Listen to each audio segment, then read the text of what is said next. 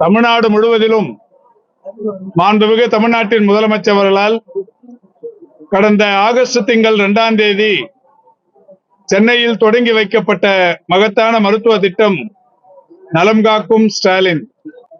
இன்றைக்கு மக்களுக்கு அவரவர்கள் வசிக்கும் இடங்களிலேயே மருத்துவ முகாம்கள் நடத்தி முழு உடற்பரிசோதனை செய்து கொள்ளுகிற அளவுக்கான இரத்த மாதிரிகள் பரிசோதனை போன்றவற்றை எல்லாம் செய்து முழுமையாக அவர்களுடைய இறுதியில் அவர்களுடைய மெடிக்கல் ஹிஸ்டரியை ஒரு ஆவணப்படுத்தி தருவது. அந்த வகையில் தொடர்ந்து 2ஆம் தேதி தொடங்கிய இந்த முகாம்கள் ஒவ்வொரு சனிக்கிழமையும் தமிழ்நாட்டில் இருக்கிற வருவாய் மாவட்டங்கள் 38லும் நடத்தப்படுவது என்று அறிவிக்கப்பட்டது.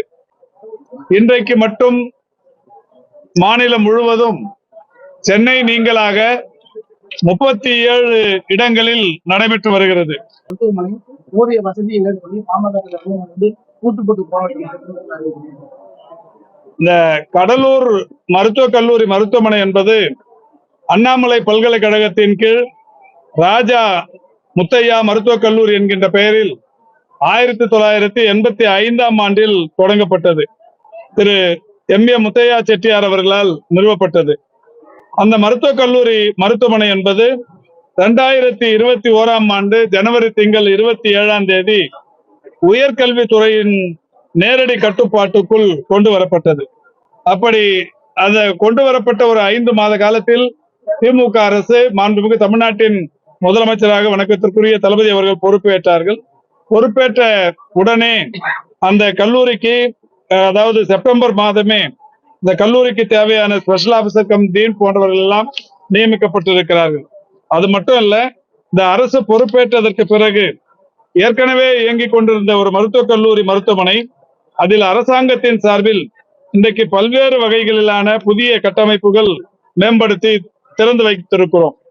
நானும் அங்கே மரியாதைக்குரிய வேளாண்மை துறை அமைச்சர் MRK பன்னீர்செல்வம் அவர்களும் அந்த கல்லூரிக்கு 4-5 முறை சென்று பல்வேறு புதிய மருத்துவ கட்டமைப்புகள் திறந்து வைக்கப்பட்டிருக்கிறது. 12 கோடி ரூபாய் செலவில் ஒருங்கிணைந்த பேறுகால அவசர சிகிச்சை மற்றும் பச்சிளம் குழந்தை தீவிர சிகிச்சை மையம் சீமாங்க் என்று சொல்லக்கூடிய கட்டிடத்தை இந்த அரசு பொறுப்பேற்றதற்கு பிறகு கட்டி திறந்து வைத்திருக்கிறோம். 1 கோடி செலவில் ஒருங்கிணைந்த பொது சுகாதார ஆய்வக கட்டிடம் ஒன்றை திறந்து வைத்திருக்கிறோம். 18 கோடி செலவில் டிராமா பிளாக் ஒன்று கட்டி திறந்து வைத்திருக்கிறோம். 7 கோடியே 60 லட்சம் மதிப்பீட்டில் ஒரு கேத்லாப் ஒன்று இன்றைக்கு அங்கே பயன்பாட்டில் இருந்து கொண்டிருக்கிறது. இது மட்டும் இல்லாம 24 கோடியில் உயர் மருத்துவ உபகரணங்கள் செய்யப்பட்டிருக்கிறது. சிடி ஸ்கேனோ MRI கருவிகளும் 7 கோடியே 80 லட்சம் மதிப்பீட்டில் நிறுவப்பட்டிருக்கிறது. இந்த அரசு பொறுப்பேற்றதற்கு பிறகு அந்த மருத்துவக் கல்லூரிக்கு மட்டும் 6 கோடியே 40 லட்சம் மதிப்பீட்டிலான மருந்துகள் கொள்முதல் செய்யப்பட்டு வழங்கப்பட்டிருக்கிறது. ரேடியோ தெரப்பி மற்றும் லினாக் கருவிகள் 25 கோடியில் அமைப்பதற்குரிய பணிகள் தற்போது நடைபெற்றுக் கொண்டிருக்கிறது.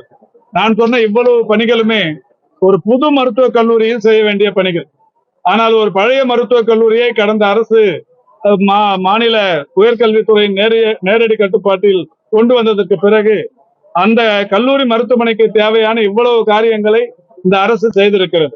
இது மட்டும் இல்ல, அங்கே பணியாளர்கள் மருத்துவர்கள் பணியாளர்கள் என்று கடந்த பிப்ரவரி மாதம் கூட 102 பேர் அங்கே நியமிக்கப்பட்டிருக்கிறார்கள்.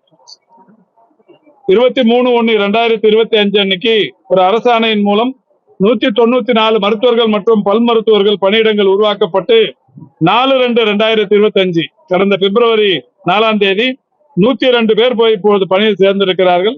29 பல் மருத்துவர்களும் நியமிக்கப்பட்டு அங்கே பணியாற்றி கொண்டிருக்கிறார்கள். இதை எதையுமே தெரிந்து கொள்ளாமல் அந்த மருத்துவக் கல்லூரி மருத்துவமனை பயன்பாட்டில் இல்லை, பூட்டு போடுவோம் என்று சொன்னது என்பது அறியாமையின் உச்சம். பொதுவாகவே ஒரு நல்ல மருத்துவரின் இலக்கு என்பது மருத்துவமனையை திறந்து வைப்பதுதான், பூட்டு போடுவதல்ல.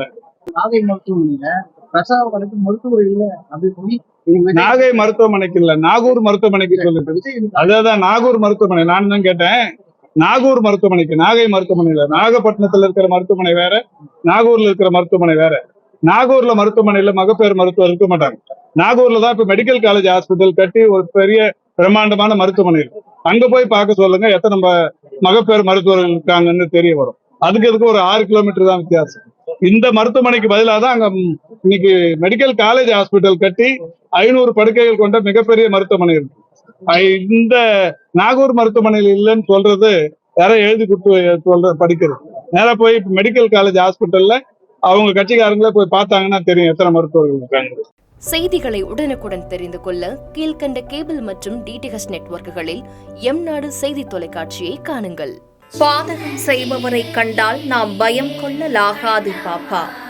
மோதி மிதித்துவிடு பாப்பா, அவர் முகத்தில் உமிழ்ந்துவிடு பாப்பா. அண்மை செய்திகளை உடனுக்குடன் தெரிந்து கொள்ள இணைந்திருங்கள் எம்நாடு தொலைக்காட்சியுடன்.